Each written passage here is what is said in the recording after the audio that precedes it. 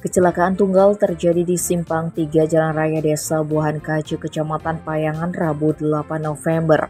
Akibat kejadian tersebut, dua pemuda meregang nyawa.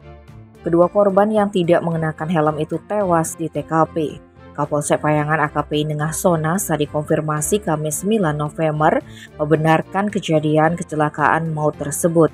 Dari hasil olah TKP, diduga kecelakaan itu bermula saat sepeda motor Honda datang dari arah utara. Setiba di TKP, kendaraan masuk got dan menabrak jalan beton menuju ke sawah. Tabrakan itu membuat kedua korban bersama sepeda motornya terpental dan mengalami benturan pada kepala.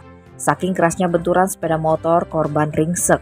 Kecelakaan maut ini melibatkan dua pemuda yang salah satunya nihil identitas.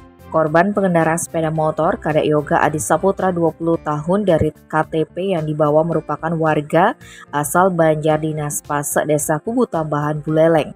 Pasca kejadian, jasad kedua korban dititipkan di RSU Payangan. Tim Bali Express melaporkan.